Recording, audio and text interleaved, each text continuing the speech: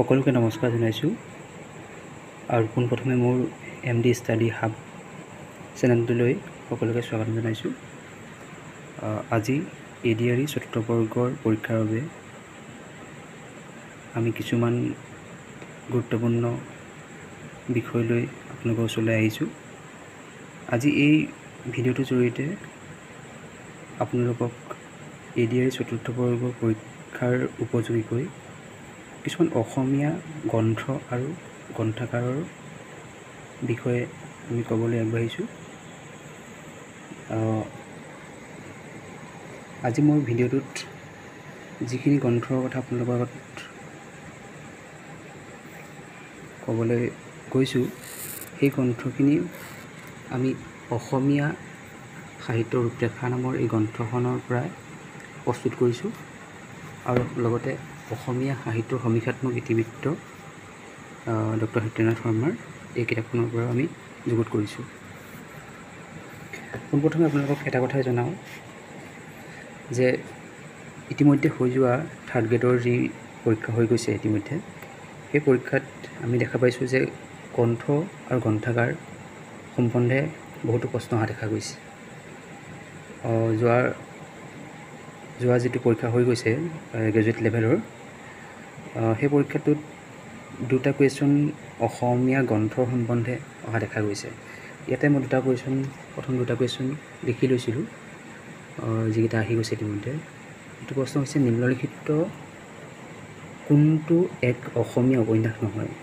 গতিকে এই প্ৰশ্নটো আপোনালোকে জনাৰ আগতে প্ৰথম কথা হৈছে আপোনালোকে এই যি চাৰিখন গ্ৰন্থ ইয়াত উল্লেখ কৰা হৈছে যে আধা লেখা দস্তাবেজ, দেওলাংখুই, শেষ পৃষ্ঠা, অন্তৰীপ, ইয়াত সুধিছে যে কোনখন উপন্যাস নহয় বুলি সুধিছে।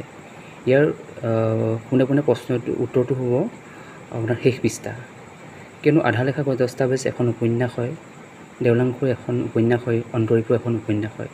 আৰু আধা লেখা দস্তাবেজখন লিখিছে ডক্টৰ মামণি গোস্বামী, দেওলাংখুই লিখিছে ডক্টৰ ৰীতা চৌধুৰী, আৰু অন্তৰীপ হৈছে ডক্টৰ ভৱেন্দ্ৰনাথ শইকীয়া। কেইখন উপন্যাস হয়, কিন্তু ভৱেন্দ্ৰনাথ শইকীয়াৰ শেষ পৃষ্ঠাখন এখন উপন্যাস নহয়, এইখন হৈছে তেখেতৰ এখন ডায়েৰী। তেওঁৰ দৈনন্দিন জীৱনৰ কথা বতৰাবিলাক এই শেষ পৃষ্ঠাৰ যোগেদি প্ৰকাশ কৰে। ঠিক তেনেকৈ আৰু এটা প্ৰশ্ন আহিছে 2 নম্বৰ, সাগৰ দেখিছা নামৰ অসমীয়া কবিতা সংগ্ৰহটো কোনে লিখা। এইটো আপোনালোক সকলোৱে জানে নিশ্চয়। দেৱকান্ত বৰুৱাই এই সাগৰ দেখিছা নামৰ কবিতা সংগ্ৰহটো লিখিছিলে, আৰু দেৱকান্ত বৰুৱাৰ সাগৰ দেখিছা হৈছে একমাত্ৰ তেওঁৰ কবিতা সংকলন।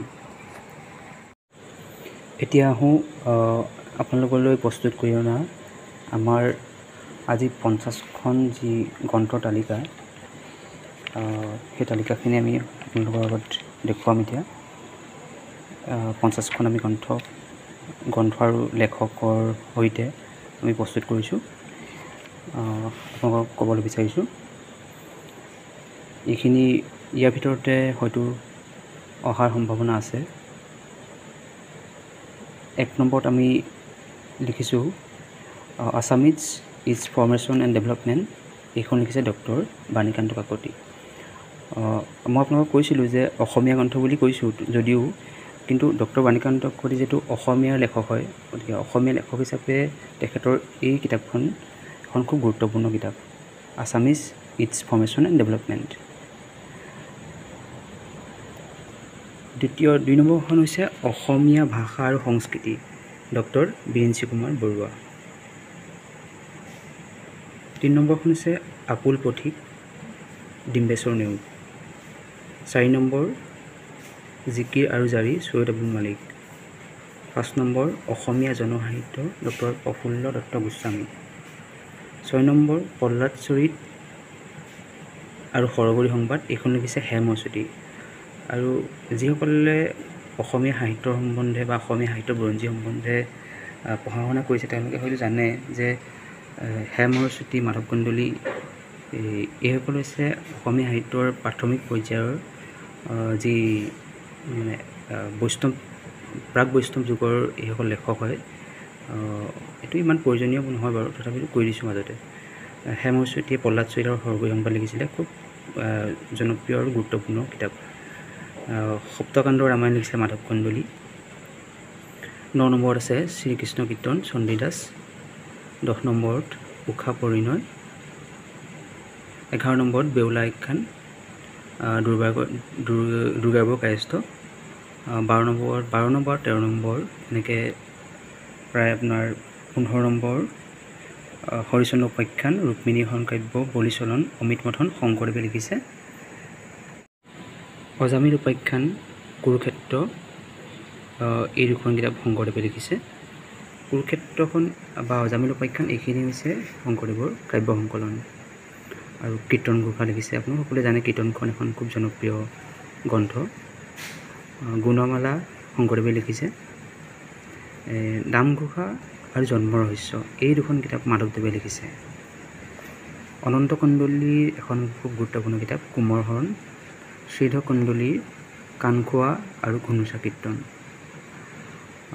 ভট্টদেৱৰ সম্বন্ধে পৰীক্ষাত প্ৰশ্ন হোৱা দেখা যায়। ভট্টদেৱৰ প্ৰথম কথা হৈছে তিনিখন তেওঁৰ খুব গুৰুত্বপূৰ্ণ গ্ৰন্থ, কথা গীতা, কথা ভাগৱত আৰু কথা ৰত্নাৱলী। ভট্টদেৱক অসমীয়া সাহিত্যৰ গদ্য সাহিত্যৰ জনক বুলি কোৱা হয়। এই প্ৰশ্নটো খুব অহা দেখা যায় কিছুমান পৰীক্ষাত। গতিকে এই কথা খুব মনত ৰাখিব যে অসমীয়া গদ্য সাহিত্যৰ জনক কাক কোৱা হয়? ভট্টদেৱ।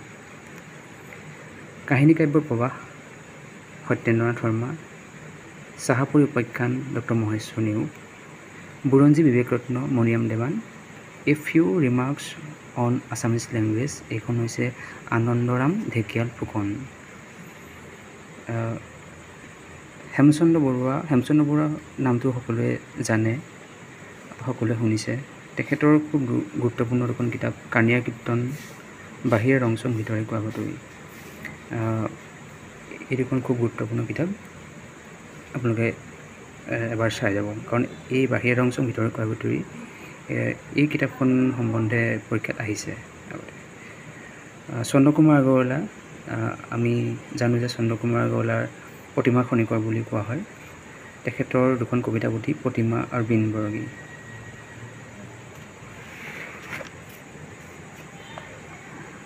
ছয়ত্ৰিছ নম্বৰত আছে বুঢ়ী আইৰো খুব গুৰুত্বপূৰ্ণ কিতাপ বা খুব জনপ্ৰিয় কিতাপ। সকলোৱে জানে এইটো কথা। লক্ষীন্দ্ৰ বেজবৰুৱাই এই কিতাপখন লিখিছে। এইখন এখন সাধু কিতাপ। পদ্মনাথ গোহাঁইবৰুৱা, তেখেতৰ গাঁওবুঢ়া, তেতনিতামুলী, ভূত নে ভ্ৰম এই তিনিখন তেখেতৰ নাটক হয়। ডক্টৰ মফিজুদ্দিন আহমদ হাজৰিকাৰ জ্ঞানমালিনী এখন কবিতা পুথি হয়, খুব জনপ্ৰিয় গুৰুত্বপূৰ্ণ। মফিজুদ্দিন আহমদ হাজৰিকাক এই কিতাপখনৰ কাৰণে তেওঁক জ্ঞানমালিনী কবি বুলিও কোৱা হয়।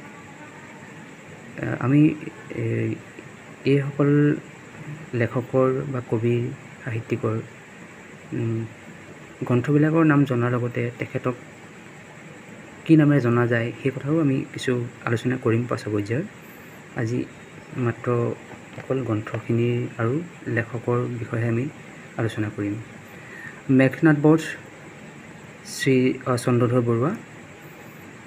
যতীন্দ্ৰনাথ দুৱৰাই লিখিছে বনফুল, আৰু বনফুল হৈছে সাহিত্য একাডেমী বঁটা লাভ কৰা প্ৰথম অসমীয়া কবিতা পুথি। কবিতা পুথিয়ে নহয়, ঠিক প্ৰথম অসমীয়া গ্ৰন্থ যি সাহিত্য একাডেমী প্ৰথম লাভ কৰিছিলে। অম্বিকা প্ৰিয়চৌধুৰীৰ বেদনা উল্কা এখন খুব গুৰুত্বপূৰ্ণ গ্ৰন্থ। সন্ধিয়া সুৰ নলিনীবালা দেৱী। শেৱালি ৰত্নকান্ত বৰকাকতি। শেৱালি কবিতা পুথিখনৰ কাৰণেই ৰত্নকান্ত বৰকাকতিক শেৱালি কবি বুলি জনা যায়। প্ৰসন্ননাথ চৌধুৰীয়ে লিখিছে অগ্নিমন্ত্ৰ। পাৰ্বতীপ্ৰসাদ বৰুৱা, গীতিকাৰ পাৰ্বতীপ্ৰসাদ বৰুৱাৰ সোণৰ হোলেং।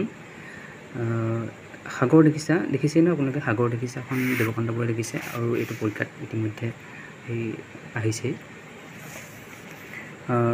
জ্যোতিপ্ৰসাদ আগৰৱালাদেৱৰ এখন কবিতা পুথি, আৰু জ্যোতিপ্ৰসাদ আগৰৱালাদেৱৰ এইখন একমাত্ৰ কবিতা পুথি লুইতৰ পাৰৰ অগ্নিসুৰ। খুব গুৰুত্বপূৰ্ণ কিতাপ এখন মিৰি জীয়ৰী, সকলোৱে জানে, সকলোৱে শুনিছে। ৰজনীকান্ত বৰদলৈ এখন গুৰুত্বপূৰ্ণ উপন্যাস আৰু লেখত ল'বলগীয়া উপন্যাস। অসমীয়া সাহিত্যৰ এখন খুব গুৰুত্বপূৰ্ণ উপন্যাস হয়। আজি এই ভিডিঅ'টোত 50খন গ্ৰন্থ আৰু গ্ৰন্থাগাৰৰ বিষয়ে আলোচনা কৰিলোঁ। যদিহে এই ভিডিঅ'টো আপোনালোকে ভাল পায়, সকলোৱে লাইক, কমেণ্ট আৰু শ্বেয়াৰ কৰি দিব। ধন্যবাদ।